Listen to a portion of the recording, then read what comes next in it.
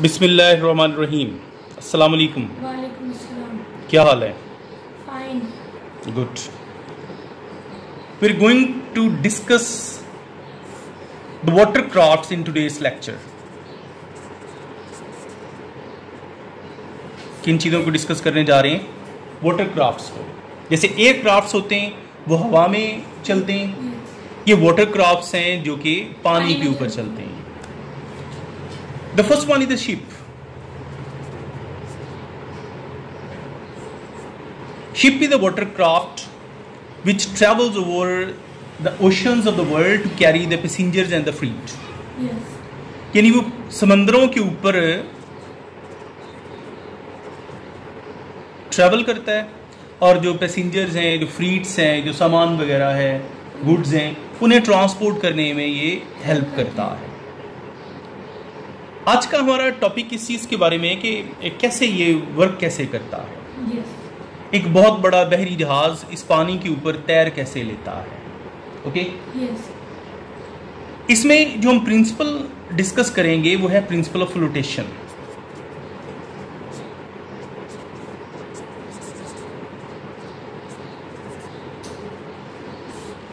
पहले हम इसके बारे में बात कर लें। A floating object displaces a fluid having weight equal to the weight of the object. Yes. मतलब क्या कि एक फ्लोट करता हुआ ऑब्जेक्ट डिस्प्लेस करता है फ्लूइड को, फ्लूइड जिसकी उसके ऊपर वो फ्लोट कर रहा होता है, जितना उसका अपना वेट होता है ना, Yes. उसके बराबर पानी को वो क्या कर रहा होता है, आगे डिस्प्लेस कर रहा होता है। इसको मैं एक्सप्लेन करता हूं पहले। Let's suppose I have design such a system in which there is a pipe attached with a wall. If we want to fill this container, it cannot be filled by more than this capacity. Yes. इसको इस capacity से किसी भी liquid से fill नहीं ज़्यादा किया जा सकता, क्योंकि जितना भी हम पानी या कोई भी लिक्विड और डालते हैं वो इस चीज़ में बाहर चला जाएगा। ये जो पानी इस कंटेनर ए से बी में मुंतकिल होगा उसे कहते हैं डिस्प्लेस्ड लिक्विड। निकाला गया पानी, निकाला गया लिक्विड। Yes. ओके? मैंने यहाँ पे वाटर लिया है, ठीक है? Yes. अब मैंने ना एक लकड़ी का पीस लिया है, उसको इसके अंदर मैंने डाल दिया। इसका कुछ हिस्सा पानी में डूब जाएगा और कुछ हिस्सा पानी के ऊपर क्या रहेगा, तैरता। ओके? इसलिए इस ऑब्जेक्ट को हम कहेंगे फ्लोटिंग ऑब्जेक्ट। बिल्कुल ऐसा भी कोई भी चीज़ फ्लोट नहीं करती जो पानी की सतह के बिल्कुल ऊपर यहाँ पे अपनी जो है वो लोअर सरफेस रखे, उसने कुछ हिस्सा डूबना होता है। फिर पानी की तरफ से एक फोर्स मिलती है इस चीज़ को, जिसे कहते हैं अपथ्रस्ट। क्या बोलते हैं? An upward force exerted by the liquid on the immersed objects. यानी जो आप किसी चीज़ को डुबो रहे हो किसी चीज़ के लिक्विड के अंदर, तो लिक्विड जो नीचे से ऊपर की तरफ उसको फोर्स लगा रहा होगा ना, उसे कहते हैं अपथ्रस्ट फोर्स। ओके? इसी अपथ्रस्ट फोर्स की वजह से ये क्या कर रहा है, फ्लोट कर रहा है।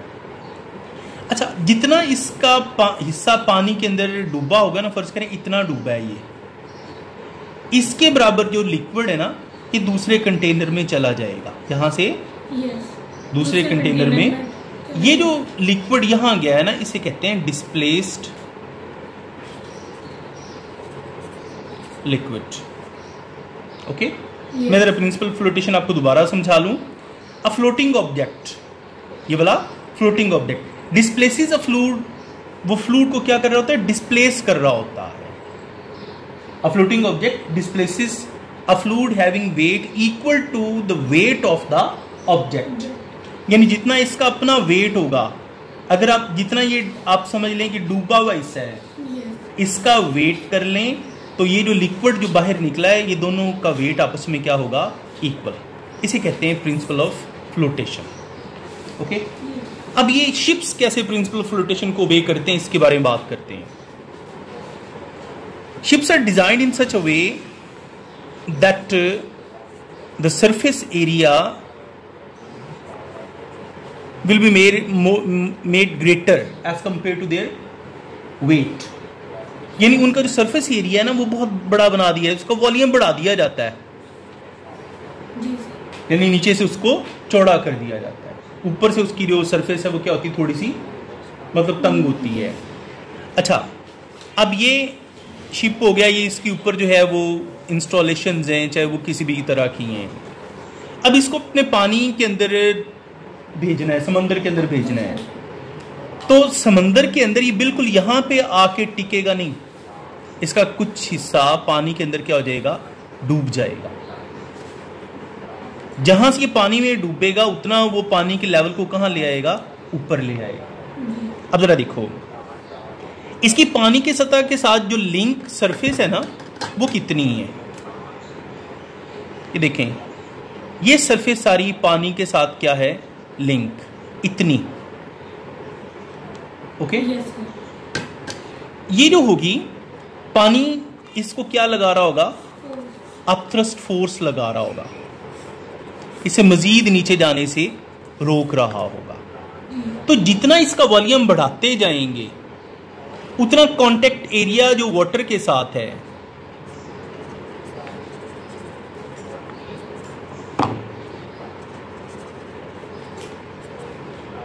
Will increase. सर जी हल्की सी तेल डालते हैं तो फिर वो डूब जाती है, भारी से स्क्रीन उठती है। जी मैं आता हूं उस तरफ भी। अच्छा, contact area with water will increase the upthrust force, जितना कांटेक्ट एरिया बढ़ेगा उतना अपथ्रस्ट फोर्स भी क्या होगी, ज्यादा होगी। अच्छा, जिसकी वजह से ये जो शिप है ये पानी के ऊपर क्या कर रहा है, तैर रहा। अब आपके सवाल की तरफ आते हैं। आपने कहा एक हल्की सी चीज पानी में डूब जाती है लेकिन इतना बड़ा बहरी जहाज नहीं डूबती। मैं एक मिसाल लेता हूं, हम एक मिसाल लेते हैं एक पिन की सुई, आप उसको पानी में डालें वो नीचे डूब जाएगी, ऐसे ही होगा। लेकिन इतना बड़ा बहरी जहाज पानी के ऊपर तैरता रहता है। सबसे पहले तो मैं बात कर रहा हूं कांटेक्ट एरिया, इसमें बहुत मैटर करता है। अगर आप इसी शिप को इस शेप में पानी के ऊपर रखें ऐसे, तो फिर पानी के साथ कांटेक्ट एरिया कितना रह गया, सिर्फ इतना।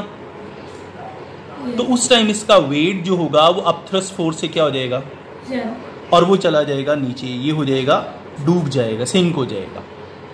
जितना सरफेस एरिया ज्यादा होगा उतनी अच्छी जी शिप चलेगी।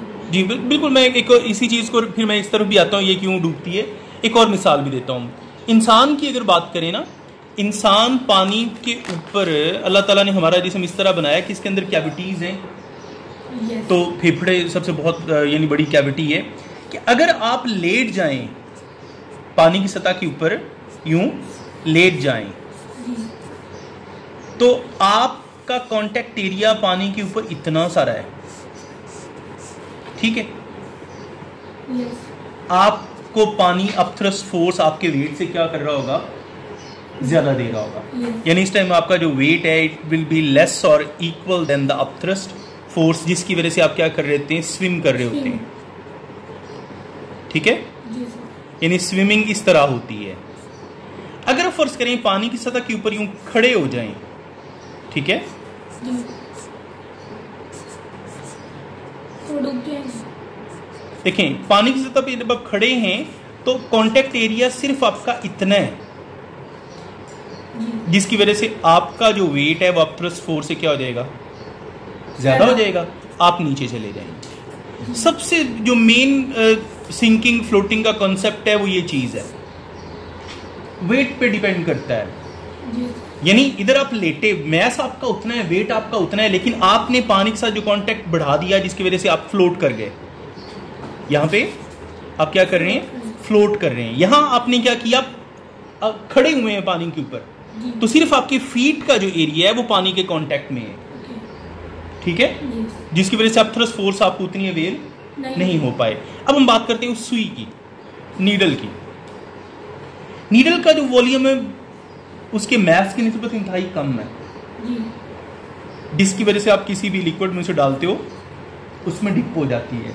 आप उसी नीडल को थोड़ा हैमरिंग करें, उसको एक शीट बना दें, यानी उसे कूट के क्या कर दें, थोड़ा शीट बना दें उसको, ठीक है। तो उसके बाद उसी शीट को यूं बेंड दे दें, ऐसे बहुत बारीक करके इसे क्या कर दें, इस तरह बेंड दे दें।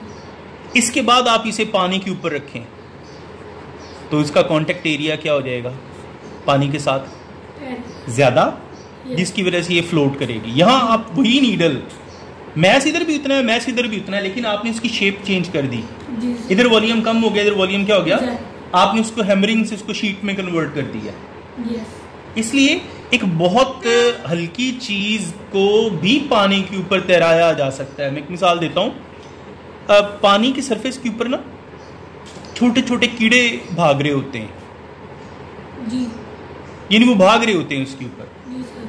वो डूबते नहीं। उसकी रीजन भला क्या है कि पानी की सरफेस इतनी वीक भी नहीं होती कि भी वो चीजों को, पत्ते देखें, पत्ते पानी के ऊपर पड़े होते हैं, डूबते नहीं है। जी। पानी की सरफेस के ऊपर एक फोर्स लगती है जिसे बोलते हैं सरफेस टेंशन। क्या बोलते हैं इसे, सरफेस टेंशन। वो नीचे वाले पानी के जो मॉलिक्यूल्स ऊपर वाले को अपनी तरफ क्या करते हैं, अट्रैक्ट करते हैं, जिससे वो फैल जाती है, जिसकी वजह से थोड़ी सी ये टफ हो जाती है। इस वजह से वो छोटे छोटे जो इंसेक्ट्स हैं वो इसके ऊपर रन कर सकते हैं। ओके, तो क्लियर हुआ कि शिप्स क्यों तैरते हैं और ये छोटी छोटी चीज़ें क्यों डूबती हैं। उनके सरफेस एरिया का सबसे बड़ा इशू है। आप सरफेस एरिया बढ़ाते रहें, आपको थ्रस्ट फोर्स ज़्यादा मिलती जाएगी और वो चीज़ फ्लोट करती जाएगी। Okay, clear. अब आते हैं हम सबमरीन की तरफ।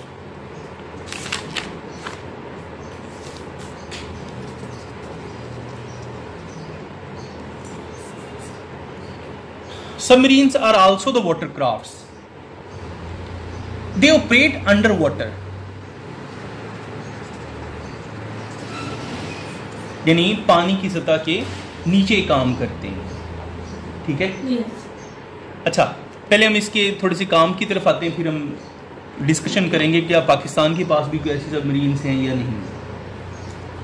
देखिए, सबमरीन का जो स्ट्रक्चर होता है ना, वो ऐसा लंबूतरा मछली की तरह का, वेल मछली के हिसाब से तकरीबन इसकी जो लेंथ रखी जाती है वो 76 मीटर्स की है। ठीक है, और इसकी जो विड्थ रखी जाती है वो 6 मीटर्स की है, इसलिए ये लंबूतरी शेप सिलिंड्रिकल हो जाती है। ओके, और इसको रखा जाता है स्ट्रीमलाइन्ड।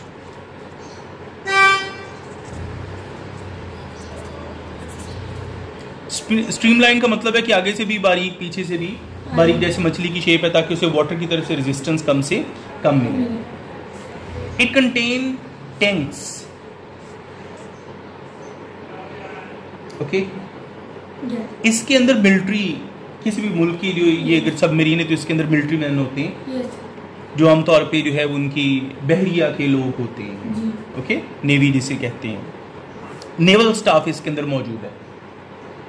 अब नेवल स्टाफ का काम क्या है, समुद्री हुदूद की हिफाजत करना। इसके जो मोड ऑफ ऑपरेशन क्या है कि ये समुद्री हुदूद की कर रही होती है, हिफाजत कर रही होती है।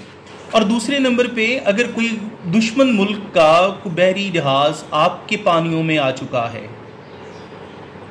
तो उसका पता चलाने में भी हम इसकी हेल्प लेते हैं, ताकि उसे नीचे से ही मिसाइल मार के, इसके अंदर होते हैं मिसाइल सिस्टम,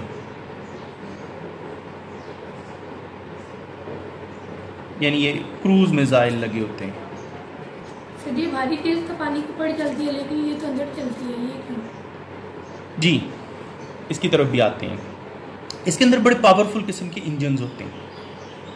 ठीक है, अब ये पानी के नीचे क्यों चलती है और पानी के ऊपर से क्यों नहीं चलना चाहिए, उसकी रीजन भला क्या है कि ये पेरिस्कोप है। इन्होंने अपनी मौजूदगी का पता दिए बगैर इस पेरिस्कोप की मदद से, फर्ज करें कि दुश्मन का बहरी जहाज आपकी सरहद की तरफ आ रहा है, उसका आइडिया लेना होता है। पेरिस्कोप से ये इमेज, यहाँ पे वो लोग बैठे उसको वॉच कर रहे होते हैं। ठीक है,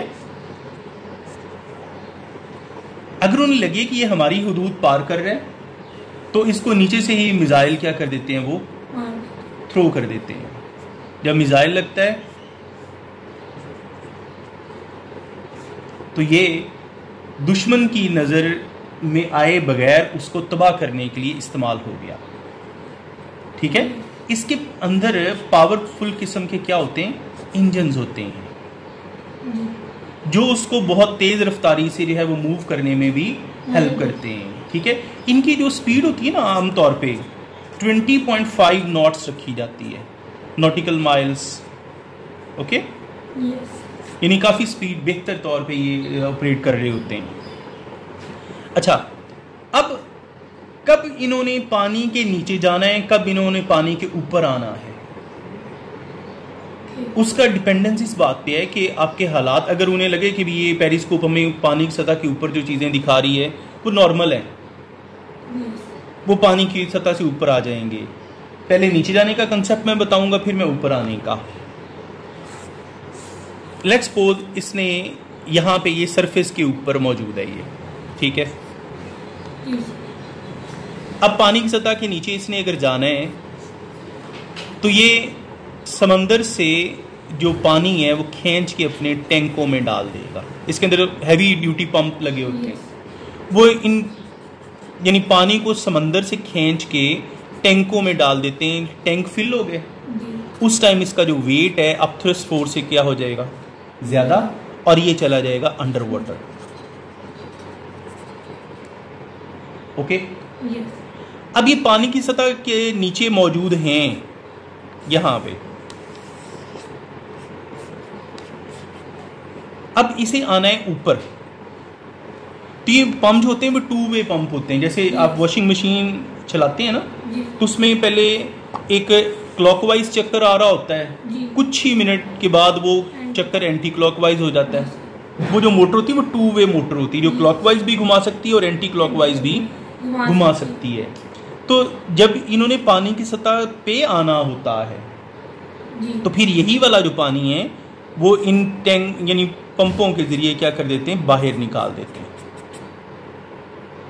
जब पानी बाहर चला गया, weight is less than upthrust, ये चले जाएंगे ऊपर। ये लेस देन भी हो सकता है, इक्वल भी हो सकता है, ओके। दोनों केसेस में फ्लोटिंग है। अच्छा, तो ये यहां पे होगी सिंकिंग, क्योंकि वेट उसका अपथ्रस्ट फोर्स से ज्यादा है। यहाँ क्या होगी, जब उसका अपथ्रस्ट से ज्यादा होगा तो वो सी बेड पे नहीं ले जाएगा। नहीं, वो देखो ना, वो इतना टैंक हैवी नहीं डालते कि बहुत ज्यादा वेट ज्यादा हो जाए उनका, क्योंकि उनका सारा जो साइज डिपेंड करता है कि उन्होंने कितना जाना है, इसकी लेंथ कितनी, पेरिस्कोप की लेंथ कितनी है।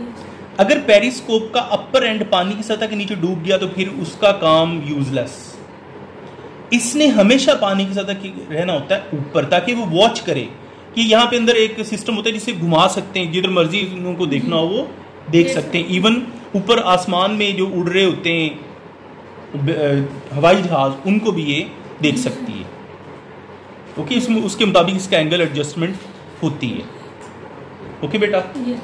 सो by untying the tanks it can be move to the top of the surface, and by filling the tanks it can be moved below the surface of water, okay। दोनों cases में जो हमने यहाँ पे जो principal discuss किया है वो क्या है, प्रिंसिपल ऑफ फ्लोटेशन। ये दोनों जो सिस्टम्स हम बात कर रहे हैं ये किसके हैं, प्रिंसिपल ऑफ फ्लोटेशन के, ओके। कोई सवाल अब आपके जहन में कोई आ रहा हो तो करें, ओके। चलें, थैंक यू, अल्लाह हाफिज़।